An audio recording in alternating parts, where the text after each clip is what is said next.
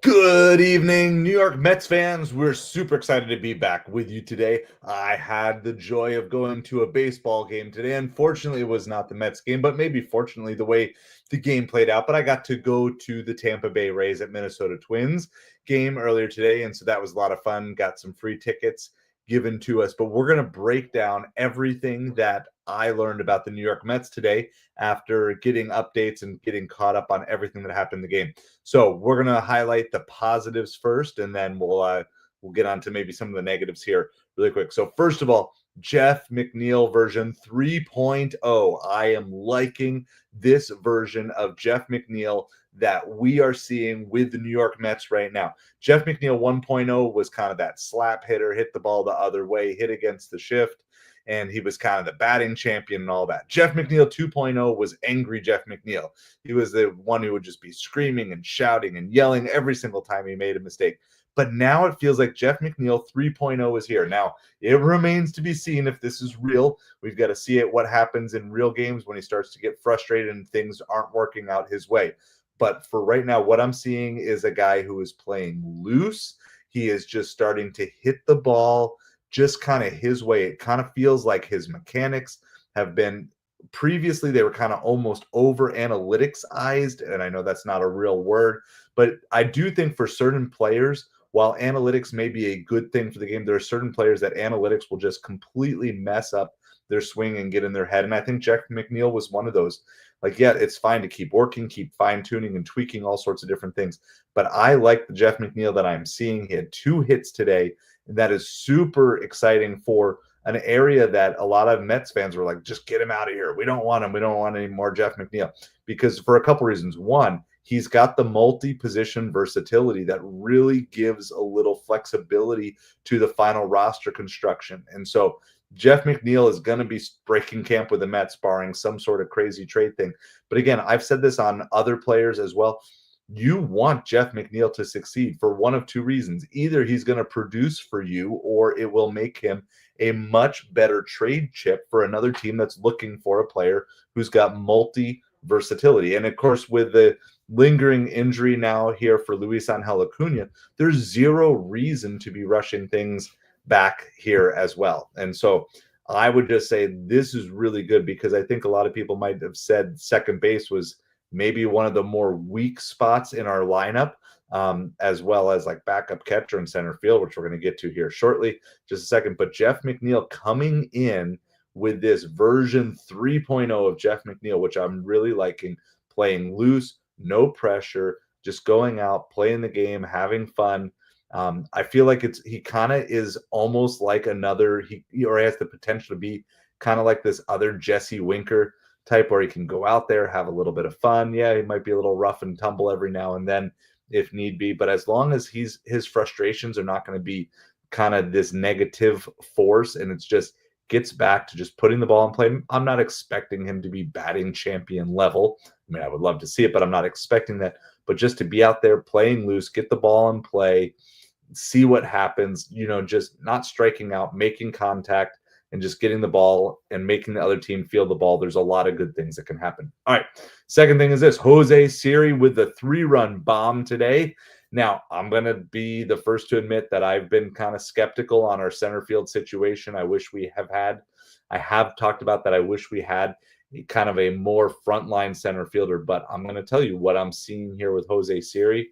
This is looking like something that can be promising in the very least to get us through the first half of the season. Maybe if a top tier center fielder becomes available.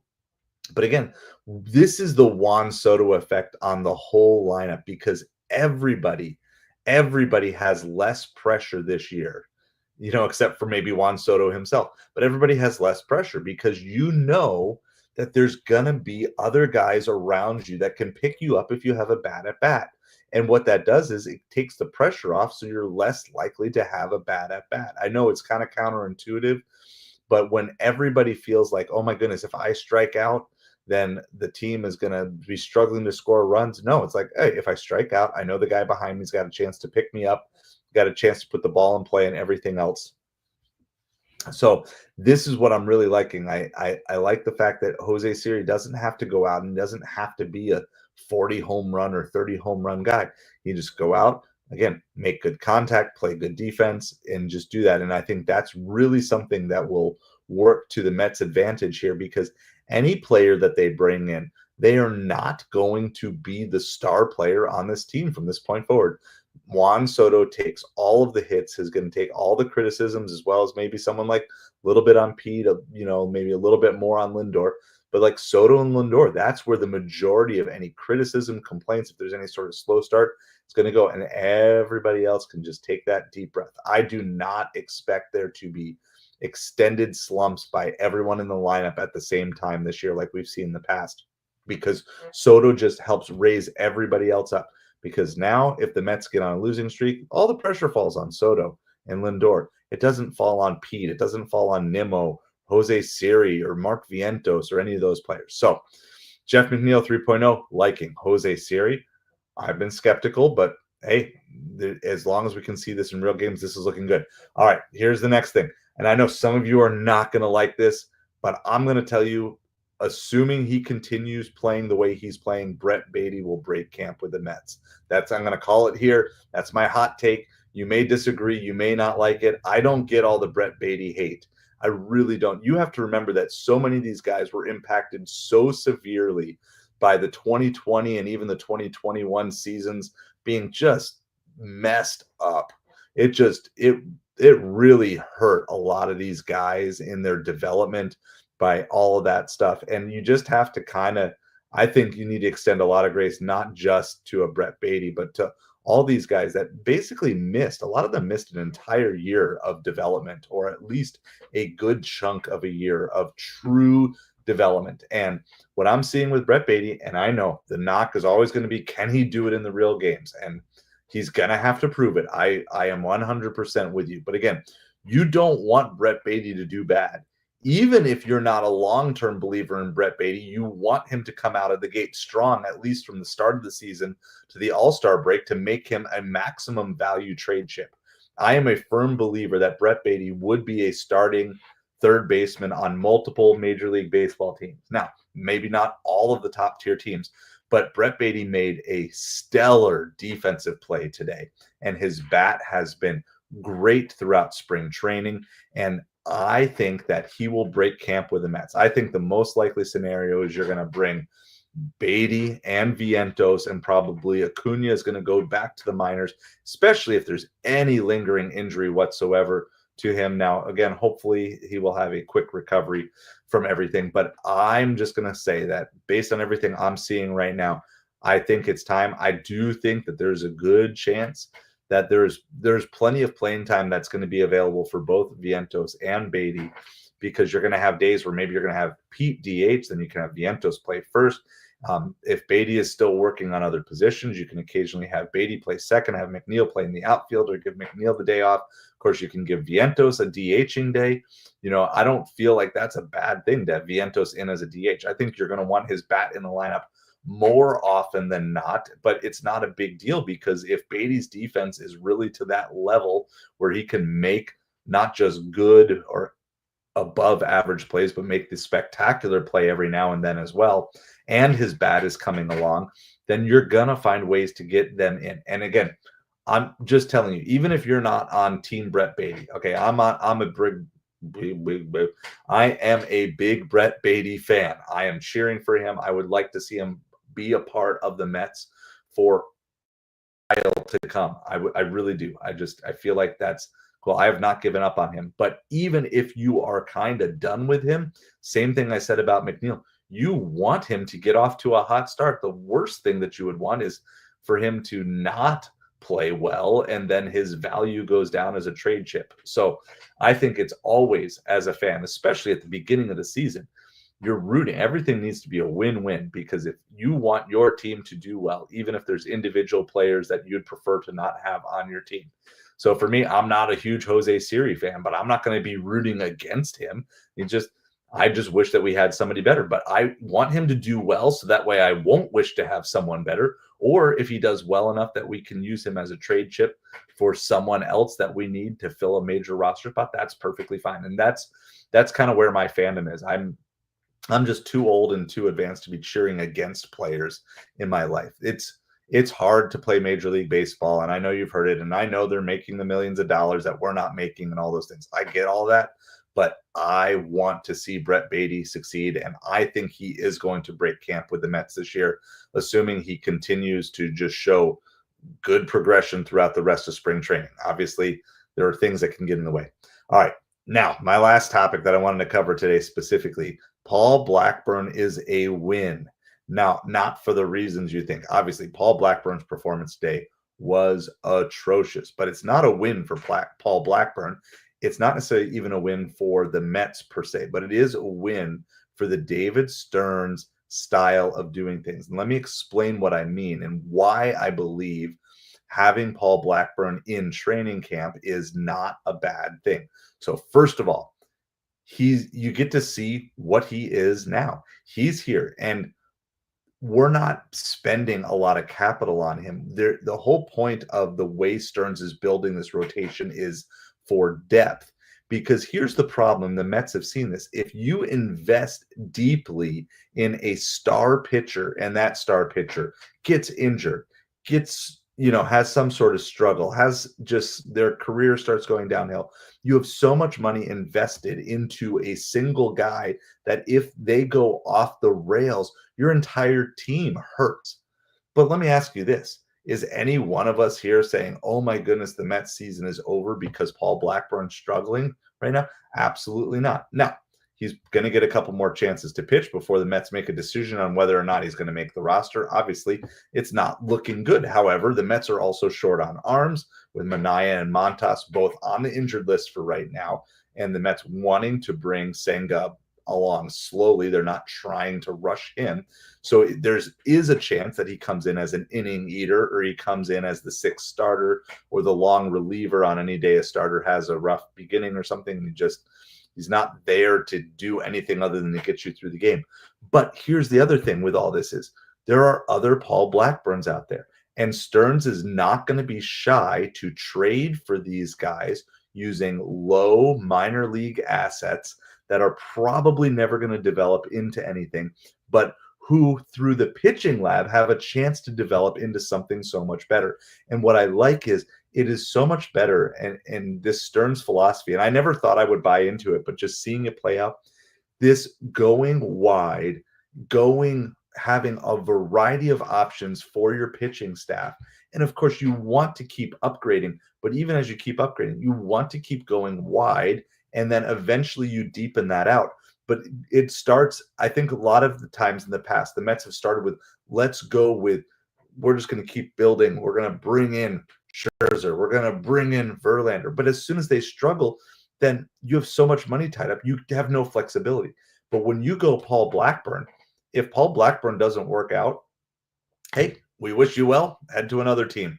Good luck over there. We're going to bring in the next guy, and we're going to bring in the next guy. And you can bring in 2 or 3 or 4 different guys for less than you would pay for a Verlander or a Scherzer type of player at this point in their career.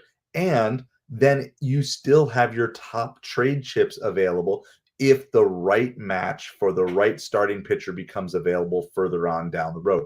And that's why I say Paul Blackburn is a win, not because of his performance, but because of this idea that we're not here saying, oh my goodness, our season is ruined because the pitcher we just invested $40 million into is washed up and we can't do anything.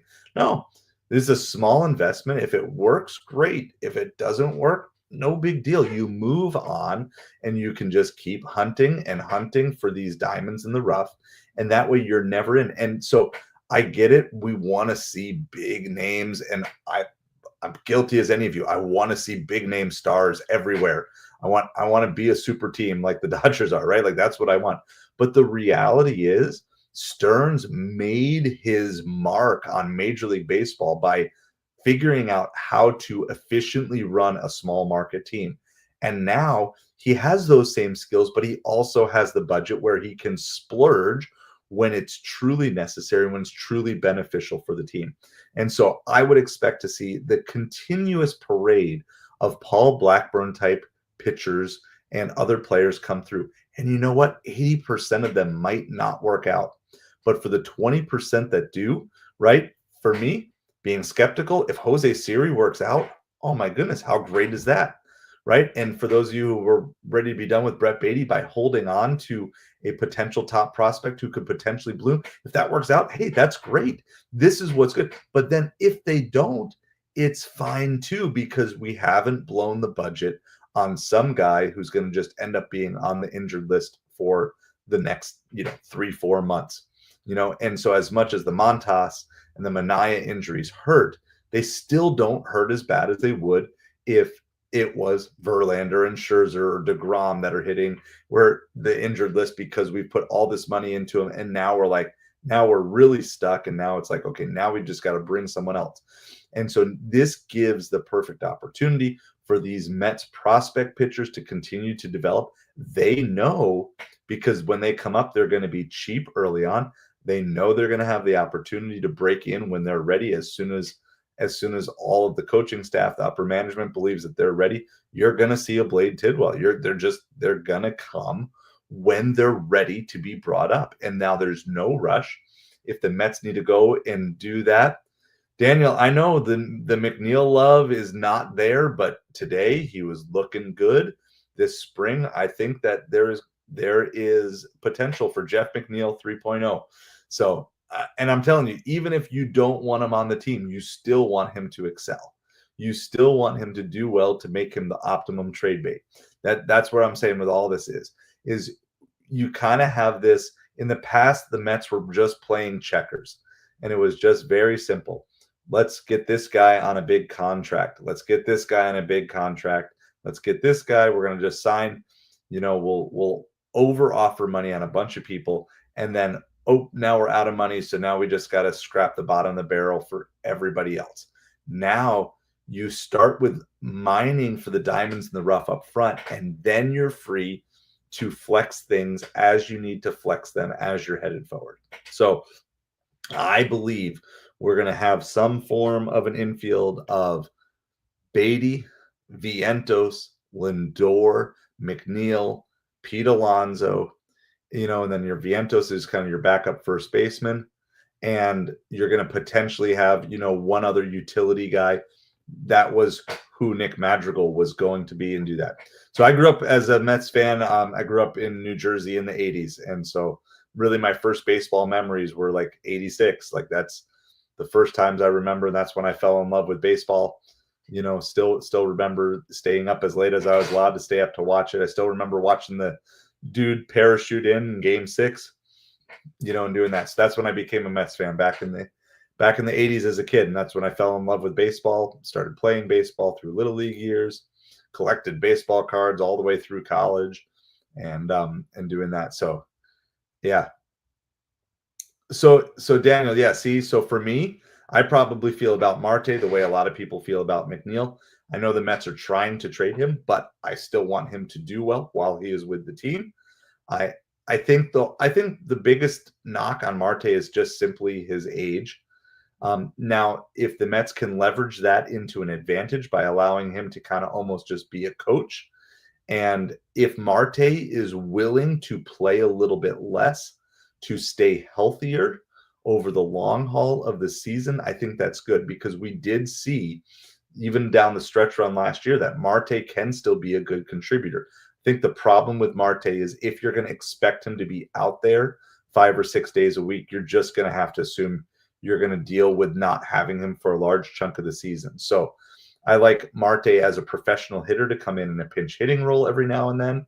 I like him to, you know, start 2-3 days a week, something like that, but also get plenty of rest and do that. Now, I believe that if Marte gets off to any sort of hot start, that they will be looking to trade him and maximize value because it's really hard to see where Marte fits in anything beyond, this season for him. And again, Marte has been told that the Mets have been shopping him. He knows it. And it seems like it's at least a good open relationship here. Yeah, this is a really good point. I hope the Mets give a contract extension to Carlos Mendoza. He's your favorite manager. Yeah, no, I mean, Mendoza is in zero chance of Mendoza getting fired unless he does something like just absolutely crazy, nuts, bad, illegal sort of thing. Mendoza he probably has one of the most secure seats as a manager in all of baseball. So I definitely think that the contract extension is coming. I think the bigger question is how big will the contract extension be? And that's going to maybe depend on how, if so, how quickly he could bring a championship to New York. But I mean, if he could bring a championship to New York, he will be a Mets legend. All right. Well, wait, since you're here, Daniel, we'll cover all the things. Forgot I can throw everything up on the screen here too. Lindor, Mets captain. I know there's a lot. I did see an article. Let me see if I can pull up this article here really quick and share it with you because I haven't even read it yet. I just saw the article. So let me do that and see if I can bring it up and let's read it. It's an Anthony DiComo article here. Let's share screen. Hold on. Hey, thank you, Daniel. I appreciate it so much. So let me just share this with you because I haven't even read it yet, but I saw it. So it says Lindor, a no-brainer for Mets captain, not so fast. But it's not saying not him. It's saying something just a little bit more than that. So let me just read this to you really quick. I know the basis of what it's saying, but early this spring, according to a person with knowledge of the conversation, Mets officials broadly discussed the idea of naming a captain for the first time since David Wright retired 7 years ago. Francisco Lindor is the most obvious candidate given the leadership responsibilities he's assumed in recent seasons. Ultimately, they decided to table the conversation, at least for now. And I think maybe there's a lot of this has to do with they don't want to do anything that's going to take away from the David Wright jersey retirement ceremony. I think you might not see the Mets move on a captain until after that happens, or maybe the same weekend that happens, or whatever. That's not a reflection on Lindor. It's simply an acknowledgement that the Mets leadership picture is a nuanced one. In addition to Lindor, there's Brandon Nimmo, the longest tenured Met who's played an influential role in team affairs. And remember, Nimmo is signed up for a really long-term deal. And I'm a fan of both, but I'm just a huge fan of Nimmo as well because of everything that he stands for, not just on the baseball field, but in life. Brandon Nimmo is just like I've said, if I ever get a chance to interview a Mets player, Brandon Nimmo would be the first player that I would want to interview from the Mets. So how could the Mets name Lindor a captain without also making Nimmo one? Then there's Juan Soto, who only just arrived but is a commanding figure under contract for the next 15 seasons. At times last year, Sean Manaea became a vocal leader. Pete Alonso and Francisco Alvarez served as emotional beacons. They're still in that room too. It's supposed to be one person, Nimmo said, of the captaincy. But from what I've seen and how our team responded last year, I saw many different people step up and lead. I think that's just slapping the C on one guy would probably not be a full picture of what's actually been going on in here. So it's kind of an interesting perspective from Nimmo. I don't think that's a slam on Lindor in any way whatsoever. I think it's just simply saying, this team function based off of everyone. You've got so many guys doing things that captains do. Added Mendoza, Lindor's right at the top. You can make a case for a few of the guys. They police themselves very well. So anyway, that's what I've got on all of that.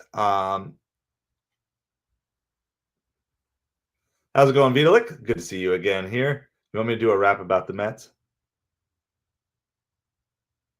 Better get this party started. How's it going, Midnight? So yeah. So anyway, that's my take. I appreciate you, Daniel. I appreciate all your thoughts and your takes. And we're a small enough channel. We can kind of cover each and every one of them. So a rap about the Mets. Let's see. This is going to be really bad because I'm tired and I don't know how quick I can rhyme words off the top of my head. Let's go with this. The Mets are looking for a captain. Let's see if they can make it happen. Some say Lindor, some say Nimmo, some say Pete, some say Soto. All right, that's the best I got for tonight. Watch out, Eminem. There's a new white boy rapper in town. So, anyway, no, I appreciate you guys. So we were live from Minnesota Twins. They were hosting the Tampa Bay Rays earlier today. Thank you. Thank you. I've heard worse. Appreciate you guys. Yeah, so it was you can rap her good. Woo! So that was a lot of fun. We did a little bit of a live stream, but the lady in front of us was like, "Are you gonna do this all game?" I don't know if you guys could hear that on a live stream or not. But we also took a bunch of video throughout the day, and the kids got to run the bases at the end of the game. So I'm going to edit that into like a mini day at the ballpark. So the Mets were playing like in the same town as the game we were, but we got free tickets. And when you don't have any extra money, as much as I love the Mets, I also love free tickets. Sharon, appreciate it. That's gonna be like the new thing every time. So every time the Mets do something, I do like a Mets rap. So I appreciate you. I didn't get to watch the whole Mets game today. I just watched highlights because we were at the game as it was going on. I know, again, Blackburn did not have a great outing, but like I said, the whole point here of Paul Blackburn as a win is not him, not his pitching performance as the win. The point is that we have flexibility to go out and get other pitchers because we don't have too much money locked in a payroll for starting pitchers when they get injured or if they have a bad thing. It's just going to be really easy. Like, it's just really easy to say goodbye to Paul Blackburn. You're not going to be locked into anything. Maybe some other team will have interest and figure that they can do it. So there's a trade bait. Maybe you just end up DFAing him. Maybe you I don't know his contract status. So yes, Kodai is pitching tomorrow. That game is going to be going on during my son's baseball practice. So unfortunately, I will not get to see that one live either. Because again, as much as I love the Mets, I got to enjoy watching my son play ball while he can still do that and while I can still do that. But we'll do a recap tomorrow night after the game. So I think his practice is like 5:30 to 7:30. So maybe what we'll do, depending if the game is still going on or not and how quick the kids can get to bed after practice, maybe I'll hop on for like the 8th, 9th inning. If I don't get to that, then I'll at least watch all the highlights of everything. But yeah, that'll be much anticipated. But I am just to the point where it's like, yeah, I know we have to go through this process of the next couple of weeks. And so thankfully, I don't mean this in a negative way because I do love baseball, but I'm starting to get bored with spring training. I'm starting to get bored with spring training. Like I'm ready for real games. And I know we have to wait. But good thing in the meantime, we're going to have the NCAA college basketball tournament coming on soon. So what I think we'll do here is we'll try to get a bracket set up for everybody who wants to participate. No money. It's just going to be all free, all bragging rights on the channel. For whoever wants to participate, you can have it auto pick for you. We'll get it set up on ESPN or something like that, just for fun and just kind of a way for everybody to just hang out. Like, I don't know too much about college basketball. I might put together like a college basketball crash course, like of all the teams that make the tournament, and just do some sort of rundown of everything like that for those of you who are like me and just follow basketball for 1 month a year. I mean, honestly, it's more like 2 weeks that I really follow it. And but yeah, so NCAA tournament is going to be getting started here soon. I think next weekend probably they announce the teams, and then over the next, that following like Thursday is when the tournament officially begins. So, well, Daniel, I mean, they do. The Mets brought seven. Yeah, there's a money thing, and they brought like 7 or 8 potential starting pitchers into camp. There's a lot of teams that only have 5 guys on their rotation, and so obviously you're not hoping for guys to get hurt, but you just can't. You have so many roster spots, so you just can't. You can't have 10 starting pitchers on your staff. You have to have a full bullpen. You have to have all your position players. You have to have all your reserves. There's a lot that goes into it, and so, but no, I mean, like, I think it's really cool. Like, I'm just guessing. Are you a younger fan, Daniel? Just kind of thing with that. So yeah, my chances. So it just keep studying. You'll kind of, if you are a younger fan, I mean, maybe you're not, but I'm kind of getting that vibe that maybe you are. You'll kind of start to see it as it all pieces together. But it's good. No, because they're not overcommitted with a bunch of high price pitching talent. They've got flexibility, and I just don't expect the Mets to make a blockbuster deal here before it. Yeah. So anyway, so that's what I've got. I don't know if anybody else has any other Mets takes or anything else that you saw in the game. Because, like I said, I didn't watch the whole game. I just watched the highlights. I saw the Brett Baty play, saw the Jose Siri home run, saw Jeff McNeil's 2 hits, and I did not see, but I heard, I was updated when we were live at the game about how bad Paul Blackburn did. But I think it's good. So I'm not in panic mode. I'm just ready to get to real baseball. So we've got, 3 more weeks, something like that. 3 more weeks, I think, till we get the regular season going. And so sooner, did Alvarez get hit with a ball? I didn't see that. Just yeah, no Savage Batman showed up at night. Got to represent for Batman. Aaron Judge is overrated. Appreciate you all for sure. I know we haven't been covering much on the football side, but we'll at least do little mini updates on some football here with the draft coming up. And I'm not going to spend too much time on it, just because we're going to focus primarily on whatever season is actively going on, and we'll have many months to talk football, from September through January of next year, and we're going to do that. But there will be little updates, and then we'll probably do like a summary of the Dolphins draft and everything like that. And so if there's interest in doing some, just like a pre-draft football hangout or something, again, I don't spend a ton of time. I'm limited on how much time I can spend on any of these things. So I don't spend a ton of time getting to know all who the top draft picks are going to be, so, but I like finding out about who they drive. So yeah, I'm tired of seeing other teams win the World Series other than the Mets too. It's been 40 years, 38 officially, but basically 40 years since the Mets have won a World Series. That makes me feel so old, the fact that I've witnessed it, and that's the only one. There were so many years that it looked like we had it, and just never came to be. So I'm hoping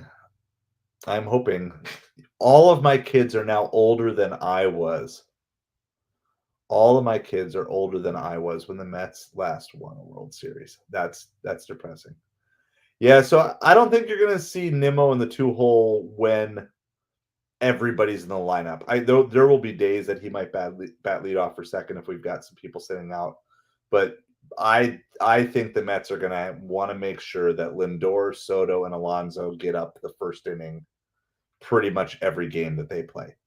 I'm sure there'll be some exceptions, some tweaks, but I think you're going to see Nimmo in the 4-hole or the 5-hole a lot this year. Maybe 4-hole a little bit more if Vientos struggles, or 5-hole if Vientos can come out hitting, which is great. I mean, because you can basically have a 1 through 4, and then the fifth, the number 5 hitter is kind of almost like a leadoff hitter again.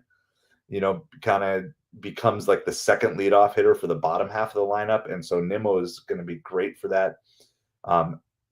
Expect some of Nimmo's average and contact numbers to go down a little bit. He's growing. He's gaining more power as everything else. So yeah, all your kids are exactly as old as the Rockies' last championship, non-existent. I mean, to be fair, though, they haven't been around. What year did the Rockies come in? Was that like 98, 90, 93? Were they 93? It's kind of crazy because they came the same year as the Marlins, so it's probably like 93, right? Let's see. Colorado Rockies first season.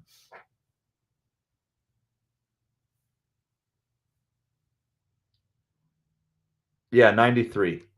I remembered it. So I got to go to a Marlins game in 1993 in their inaugural season. So I did know that.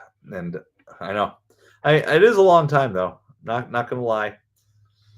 What did I see? Something today, and they were talking, and it was like, oh, it was like from the year like 2002. I'm like, oh, that's not that long ago. I'm like, oh, wait, that's 22 years ago. Time is so brutal. Time is brutal. And then if you're stuck without other championships in other sports, I mean, it's rough. It's been, the last Miami Hurricanes championship, which that's not even professional, was like 2000 something, early 2000s. Football national champions. Let's see what year it was.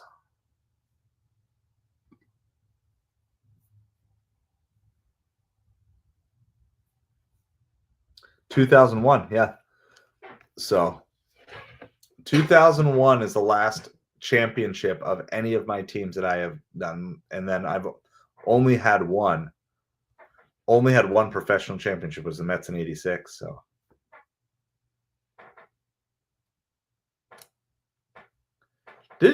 wow,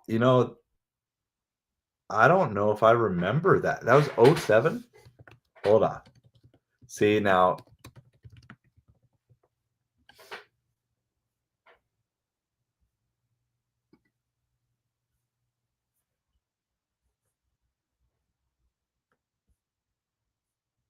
I'm just trying to see here. So they were the wild card team. That's crazy. I really don't remember that.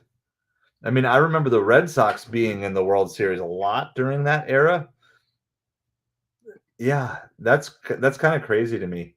That totally feels like I just don't remember the Rockies being in the World Series ever. Like if you had asked me before tonight, have the Rockies made the World Series? I think my answer would have been no.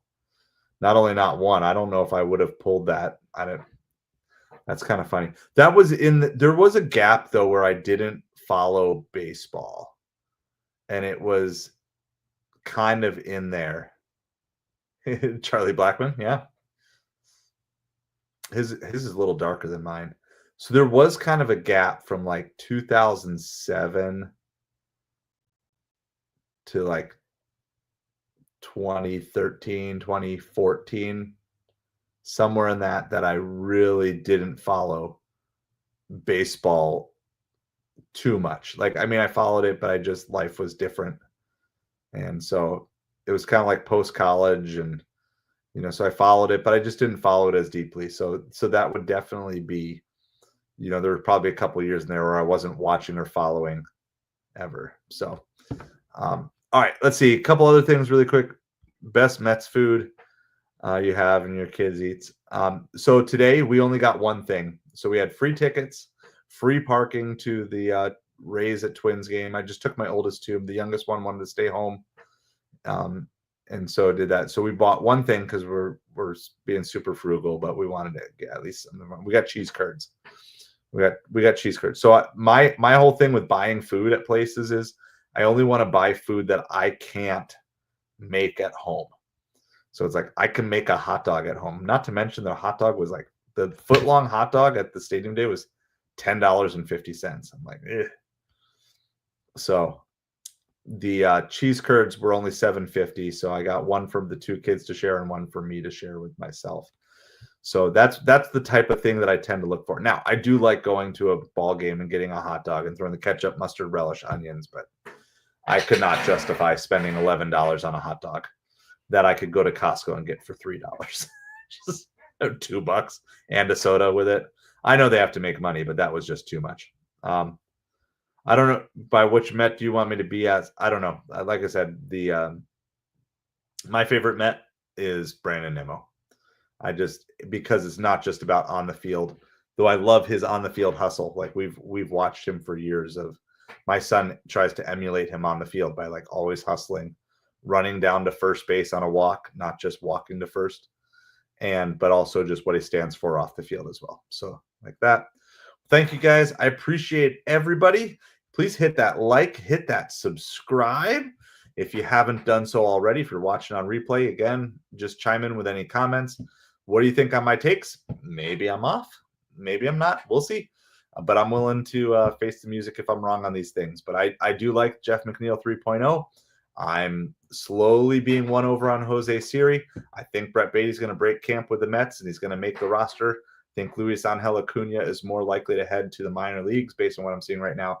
And the Mets strategy of spreading out their starting pitching staff, even though Paul Blackburn may not be the guy, I like that strategy. And it's like now I don't feel crushed by Paul Blackburn having a bad outing.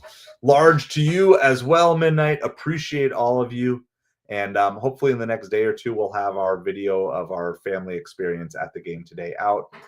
If you want to go back and watch the live from while we were at the game earlier today, you can certainly go and do that. We had some fun things. And my son got a foul ball from the game too. It flew over our head, landed in a parking lot, and he got it tossed back up to him, and he got it. So it was super cool that it all worked out that way.